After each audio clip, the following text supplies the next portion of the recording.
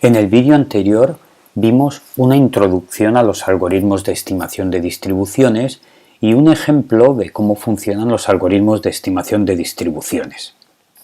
En este vídeo veremos dos algoritmos concretos de estimación de distribuciones.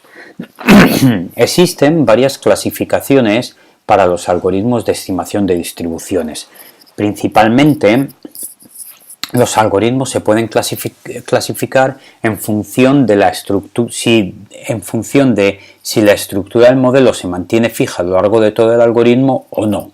Es decir, existen algoritmos que fijan la estructura del modelo probabilístico durante toda la búsqueda. Y sin embargo existen otros algoritmos que modifican la estructura del modelo durante la búsqueda. Es decir, a cada paso del algoritmo o en cada generación aprenden una estructura probabilística, es decir, un conjunto de dependencias entre las variables diferentes. El otro criterio para clasificar los algoritmos genéticos, los algoritmos de estimación de distribuciones, está basado en el tipo de dependencias que consideran los modelos probabilísticos utilizados. Es decir, podemos clasificar los algoritmos teniendo en cuenta este criterio como algoritmos que suponen que las variables son independientes o algoritmos que consideran relaciones de orden 2 entre las variables, es decir, cada variable puede depender como máximo de otra variable. Finalmente, consideramos algoritmos que no restringen las relaciones entre las variables, es decir, puede existir cualquier relación entre las variables del problema, relaciones de orden 3, relaciones de orden 4, etcétera, etcétera. A continuación veremos un par de ejemplos de algoritmos que suponen que las variables son independientes y un ejemplo un poco más avanzado de un algoritmo que considera relaciones de orden 2 entre las variables. Digamos que el ejemplo de algoritmo de estimación de distribuciones es el algoritmo univariante. El algoritmo univariante básicamente aprende a cada paso una distribución de probabilidad donde asume independencia entre las variables. Básicamente la forma de aprender el modelo probabilístico es utilizando lo que hemos visto en el ejemplo, asumir que las variables son independientes, es decir, la distribución de probabilidad se expresa como un producto de distribuciones de probabilidades univariantes y aprender cada una de estas distribuciones de probabilidad utilizando máxima verosimilitud o contando las frecuencias, básicamente.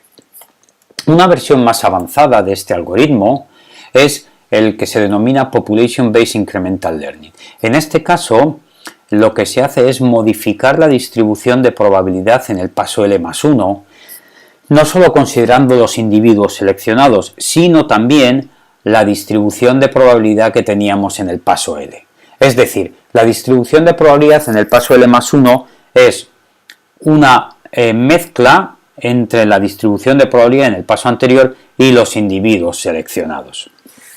Si cogemos alfa igual a 1, entonces este algoritmo es similar al algoritmo anterior. Bueno, el siguiente algoritmo es un poco más complejo y es el que se denomina el algoritmo tree, porque construye un árbol de dependencias entre las variables del problema. Entonces, el modelo probabilístico se puede factorizar de esta manera, donde cada variable depende de otra variable. Así que a cada paso del algoritmo necesitamos aprender estas dependencias. ¿Cómo se hace ese aprendizaje estructural, ese aprendizaje de la estructura del modelo? Se utiliza el denominado algoritmo de Choi-Liu. Veremos más adelante, en la siguiente transparencia, cómo funciona el algoritmo de Choi-Liu. Luego haremos un aprendizaje paramétrico utilizando máxima verosimilitud y muestrearemos con el muestreo lógico probabilístico, que es similar al que hemos utilizado en el ejemplo del vídeo anterior. Bueno, el algoritmo de Choi-Liu funciona de la siguiente manera. Supongamos que tenemos 4 variables, es decir, tenemos un problema donde tenemos 4 variables y lo que se hace es, a partir del conjunto de individuos seleccionados, calculamos la información mutua entre cada par de variables. La información mutua se calcula utilizando esta fórmula, donde las probabilidades estas Estas probabilidades que aparecen aquí se calculan por máxima verosimilitud utilizando el conjunto de individuos seleccionados. Es decir, que utilizando el conjunto de individuos seleccionados podemos calcular la información mutua entre cada par de variables. Imaginemos que la información mutua que tenemos entre x1 y x3 es, por ejemplo, 9 y que la información mutua entre x3 y x4 es, por ejemplo, 8. A continuación, lo que hace el algoritmo es seleccionar aquellas dos aristas o aquellos dos arcos que tienen el mayor valor de información mutua y se añaden al árbol que vamos a construir. En este caso es la x1, x3 y la x3, x4. Así que los añadimos.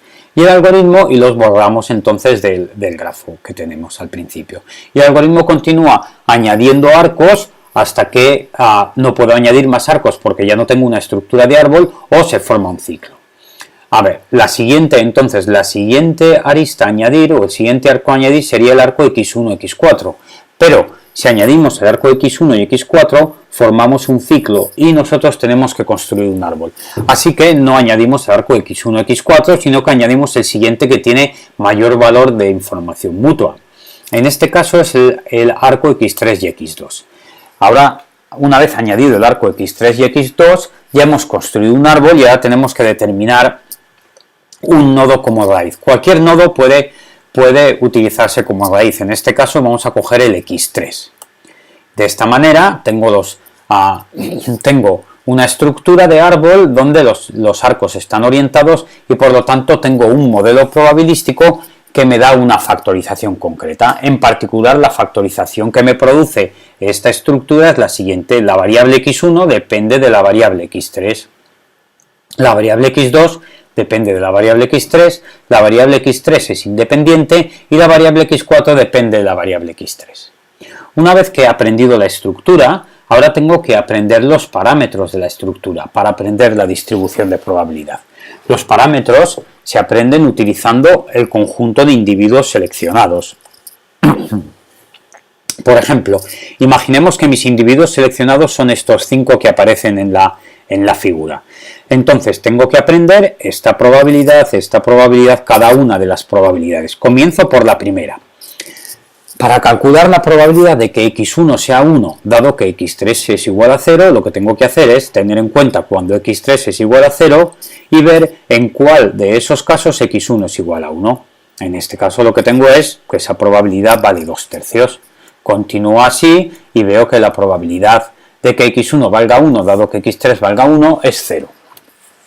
Fijaros que el hecho de que esa probabilidad sea 0 significa que en el paso de muestreo nunca podríamos tener un individuo en el que x3 valga 1 y x1 valga 1.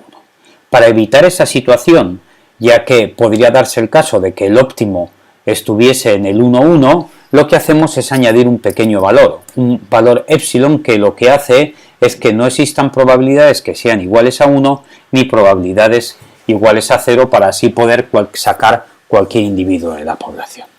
Bueno, puedo seguir aprendiendo todas las probabilidades de esta manera y al final construir una distribución de probabilidad.